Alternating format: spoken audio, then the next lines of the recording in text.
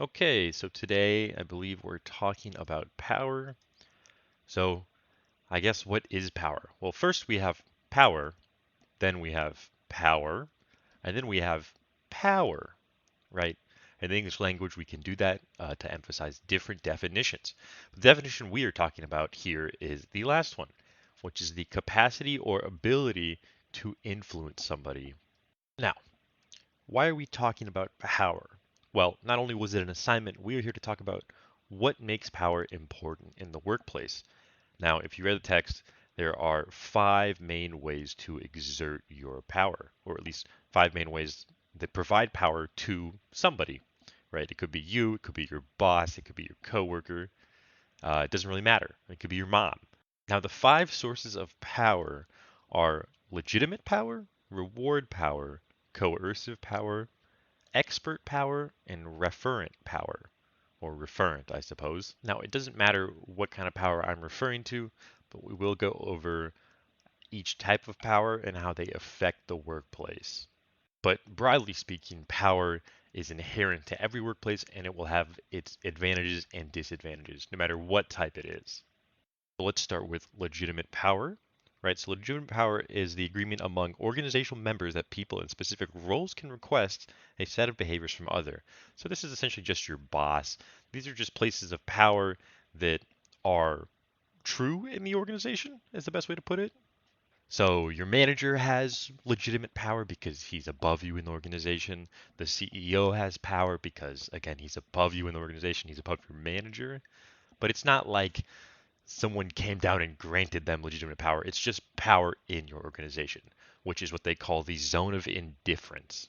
So your boss isn't just going to tell you to go home and clean the dishes, right? He can only tell you what to do at work. But let's say your boss said, go home and do the dishes and then send me a picture and I'll give you 500 bucks, right?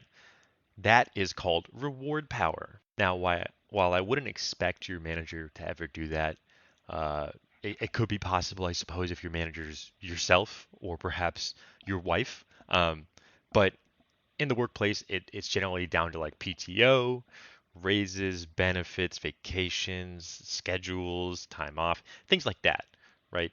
Of course, it also goes in the other way. So regarding rewards power, they can also do negative rewards essentially, which is just punishment at that point. And this punishment, or these negative rewards, as I'll call them, is known as coercive power. And so coercive power is the ability of somebody to apply punishment to you. So, your wife might be able to make you do the dishes because you love her, right? But your boss can't make you do the dishes. But he could, for example, take away some time off or not approve it. That is coercive power. So in this example, your boss already has three different types of power: legitimate, reward, and coercive power. And so these three types of power are going to be inherent to the person's, or I guess the power holder's position, right? So your manager has the ability to control, at least to somewhat, some extent, uh, their place in the organization, your place in the organization, the rewards that they give you, and then what punishments they might apply to you. But what I think is more powerful are the next two types of power, which are a little bit more informal. And they mostly originate from the power holder themselves, not from their position. So these next two types of power are going to be expert and referent, or referent. I keep saying that. But these refer, or oh my goodness, sorry. These go back to the power holder themselves, so their characteristics. So expert power is how much of an expert you are. It's pretty self-explanatory.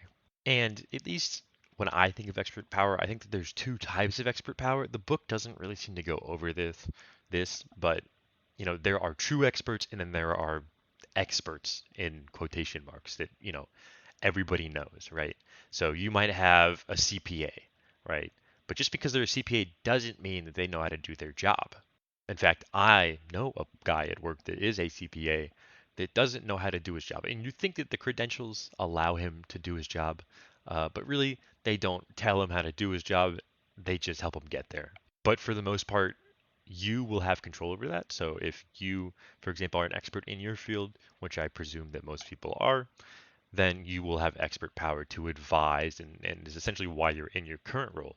That's probably why your manager's in their current role. And it gives you power over others, influence really. But the last type of power is going to be referent or referent power. This one I think is probably the most common, especially in teams. This power is when someone else identifies with them or you, right? Or is like them or otherwise respects them. So you could respect them for many, many reasons. You could respect them because they're an expert, right? But those are two separate power bases, because I may be an expert in something, but my coworker may hate me, right? But he might respect the fact that I'm good at what I do, or at least that he has to do what I say because I know what I'm doing and he doesn't, right? But power bases sort of stack on top of each other. And the book also doesn't touch on that, but that is essentially how power works, is that when you combine these different types of power, you get into, I guess, a good leadership position, right? It's the difference between a good leader and a good manager, right? A good leader is mostly about referent power and stacking that on top of the other powers besides their position. Kind of like Jenga, stacking blocks on top of each other, or Maslow's hierarchy, just like a big old pyramid of needs and wants and all that good stuff. But that's besides the point. The point of all of this is that power affects your business, right? Whether it is you that owns it or whether someone else owns it, whether it's public or not, right? So it'll affect you too. Just let me put that out there. Let me make that clear. But it can make or break a business. I know all of us have horror stories of terrible bosses, right? Bosses that can run companies in the ground. So, for example, here's one that I've heard recently in the news, and you might know this too. Boeing is having a hard time with their planes. So, you might have seen that their doors are flying off, right? And I've seen a lot of hearsay attribute this to the fact that the CEO of Boeing is not an engineer. And so, if you don't know, David Calhoun is the CEO of Boeing. And David actually went to Virginia Tech and he got a degree in accounting. So he's an accountant. That's what he is by trade. It doesn't mean he doesn't know planes. It doesn't mean that he doesn't know, you know, engineering things, but it makes him not an engineer. So he doesn't have as much respect from those that work at Boeing, which is mostly engineers. Or at the very least, it's people with a technical background in a lot of those physical sciences or project management or something like that. So he has a lot less referent or referent power. He's got a lot less expert power, and we've definitely seen this with these cases. He can certainly say that, you know, it might look good to skimp on safety, quality assurance, these kinds of things. And he's not directly responsible, by the way, but he's a good, great figurehead. And I mean, it just sort of makes sense for this example, but he's very powerful. And since the fact that he's taking the blame for this, right? These skimps on of whatever it may be, safety, quality, Boeing stock has plummeted and he's lost business, right? So there have been many companies that have rethought whether they should buy an airplane from Boeing. And being familiar with Boeing, as I'm in St. Louis, it's a very big employer here, and I have actually interviewed with Boeing for a position. Now I don't work for Boeing, but interviewing at Boeing, you go through a sort of smart hire. So they do technical interviews. So David Calhoun must know his stuff, right? I assume he does. Maybe they only apply this interview to low-level positions or, you know, technical positions. But I assume that Dave Calhoun has this position for a reason. But for the most part, it seems that internally and externally, he's only respected for his position, not for his expertise. He's not well liked.